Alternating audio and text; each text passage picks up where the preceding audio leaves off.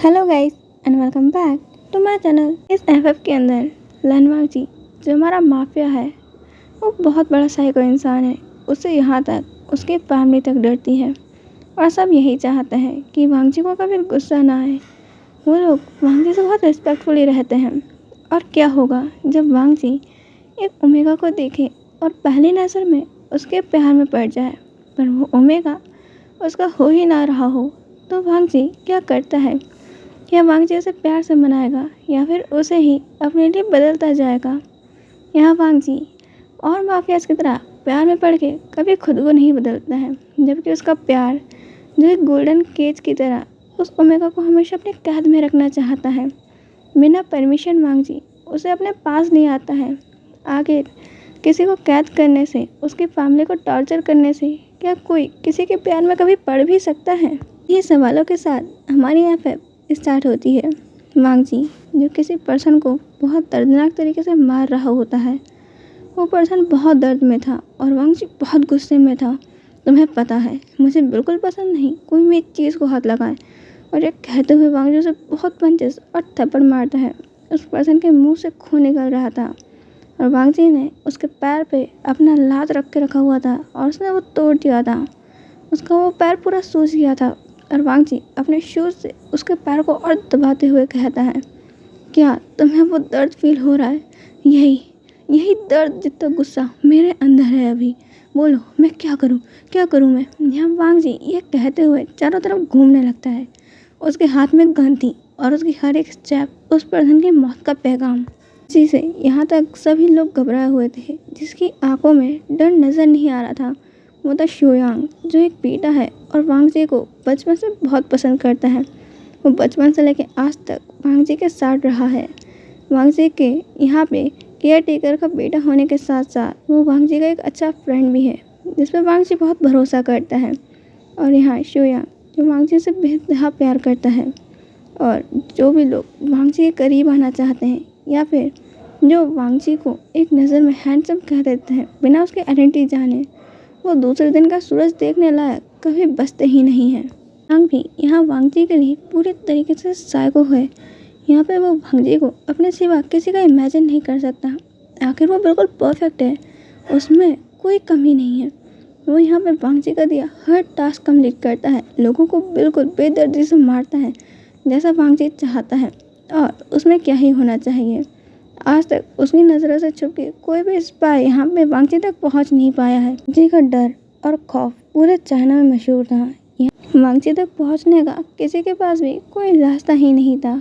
कहीं omega spice हो या फिर कोई भी ब्यूटीफुल से ब्यूटीफुल चीज़ भी यहाँ वांग जी तक पहुँचने के काम नहीं आई। उन्होंने क्या कुछ नहीं किया, पर वांग जी सबको बेदर्दी से मार देता है।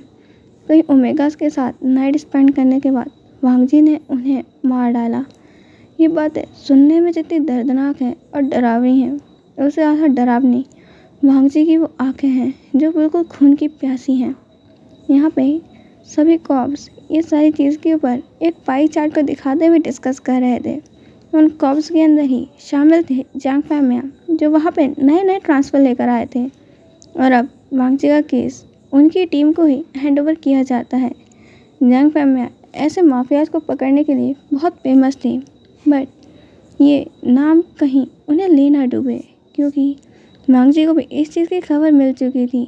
वांग जी के हैकर्स 24 आवर्स पुलिस स्टेशन के कैमरास को हैक करके रखते हैं, और जहाँ ये प्रेजेंटेशन चल रहा था ये देखने के बाद शुयांग कहता है, लगता है ये आपकी बहुत तारीफ कर रहे हैं यंग मास्टर। वो वांग जी को अब टी सर्व करता है। वांग जी भी टी पीते हुए कहता है, इनके पास जितनी न्यूज़ है काफ़ी पुरानी है, पर मुझे अच्छा लगा। आखिर इन कीड़े मकोड़ों ने इतना काम तो किया, मेरे को इनसे उम्मीद नहीं थी कि ये इतना भी कुछ कर सकते होंगे। वैसे वो कौन है? वो जांग फैमिया की तरफ इशारा करते हुए कहता है। जांग फैमिया जो यहाँ पर अभी वांग जी की फाइल देख रहे थे, और वांग जी जो उनके ऊपर नज़र रख के बैठा हुआ है। जांग फैमिया उस फाइल को पढ़ रहे थे। वांग जी के बारे में क्या क्या इन्फॉर्मेशन लिखी हुई है कि वो कितने इलीगल काम करता है और कहाँ कहाँ उसका सब कुछ चलता है। देखा जाए तो पूरा चाइना में सभी बिजनेस में वांग जी इन्वॉल्व है।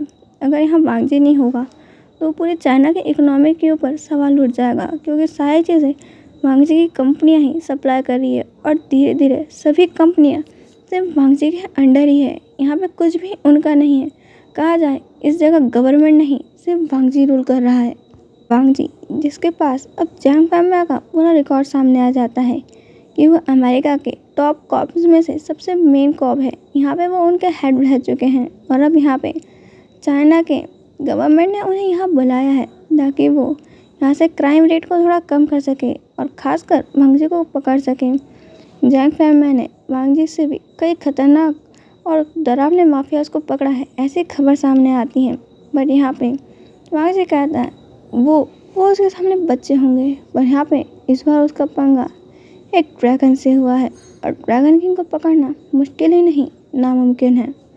आखिर हम भी तो देखें इनके अंदर कितनी ताकत है। कहता है यंग मास्टर हमें यहाँ पे जहर का बीज बड़ा होने से पहले ही उसे हटा देना चाहिए। Prevention is better than cure. ये कहने के बाद अब वो वांगजी की तरफ देखता है। वांगजी कहता है नहीं, मुझे भी ये खेल खेलना है, बहुत टाइम हो गया। यहाँ पे चोर पुलिस का एक खेल नहीं हुआ है। और ये कहते हुए वांगजी अपना टीका कप नीचे रखता है और अपनी सीट से उठ के वहाँ से चला जाता है। पर अब एक पेज रिपोर्ट का बाहर आता है जो पर्सन वांगजी को देने से पहले ही बिल्कुल फाड़ के तबाह कर देता है। आखिर उस रिपोर्ट में ऐसी क्या चीज़ सामने आई थी जो वांगजी तक नहीं पहुंची। शुयांग भी वांगजी के पीछे जा चुका था। हैकर यहाँ पे अपने कैप को और अपने फेस के सामने लाता है और कहता है ये चोर पुलिस का खेल तो शुरू हो चुका है और अब मैं देखता हूँ कि तुम कैसे अब हमसे बचते हो। वो केवल एक पुलिस नहीं है, उसके साथ साथ एक बहुत बड़ी आर्मी है। जैंग फैमिली के घर में आते हैं जहाँ पे मैडम यू यहाँ पे वेवुशियान के ऊपर बहुत सारी बुक्स उसके सर पे रखी हुई थी। उसको नी डाउन करके रखा हुआ था और वेवुशियान के हाथ में 2 कप के बाउल थे जिनके अंदर पानी भरे हुए थे। वेवुशियान कहता है आंट मैं कब तक ऐसा रहूँ, मेरे पैर में दर्द हो रहा है।